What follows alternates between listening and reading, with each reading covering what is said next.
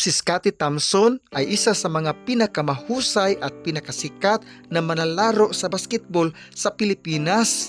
Ipinanganak siya noong July 12, 1993 sa Padada, Davao del Sur.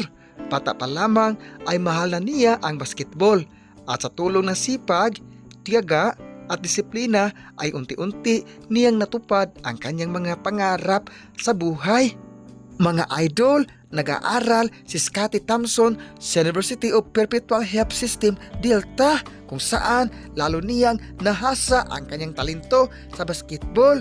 Sa NCAA, nakilala siya bilang isang mahusay na all-around player. Diba mga idol, sobrang galing ni Idol Scottie Thompson dahil sa kanyang husay sa depensa, rebounding, assists at pag-score. Dito nagsimulang mas mapansin ang kanyang galing sa paglalaro ng basketball, mga idol. Ito na mga idol ang pinakamahalagang bahagi na mangyayari sa kanyang karera. Noong 2015 sa PBA draft, napili siya bilang ika-number 5 overall pick ng Barangay Ginebra, San Miguel.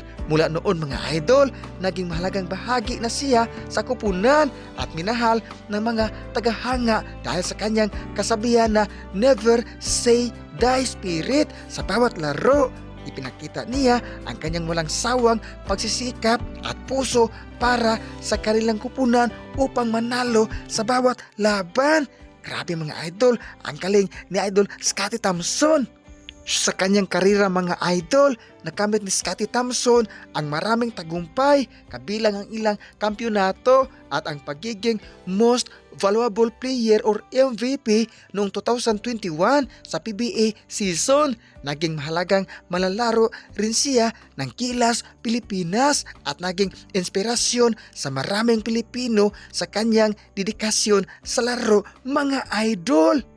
Mga idol, noong 2026, alam ba ninyo, muli siyang gumawa ng kasaysayan matapos pangunahan ang Barangay Ginebra sa pagkamit ng panibagong kampyonato laban sa TNT Trupang 5G.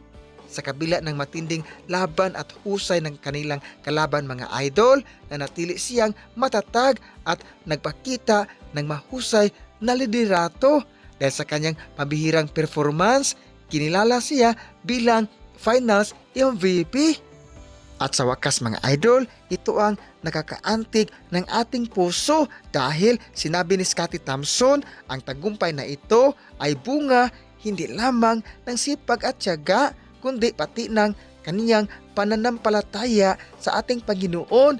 Ibinahagi niyang ipinagdasal niya ang kampyonato dahil alam niyang napakalakas ng kanilang kalaban.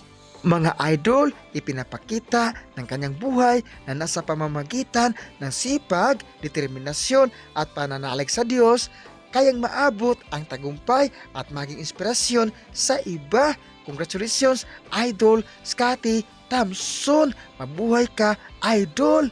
At sa lahat ng mga fans ng Barangay Ginebra, never say die mga idol, laban hanggang sa dulo para sa ating mga tagumpay. At sa wakas mga idol, maraming salamat sa panunood sa ating mga content. Sana makontento na po kayo sa kanya at wag nang hahanap pa ng iba. My name is Jason Titong pa rin. Sa malaking epekto ang pagkawala mo sa aking puso.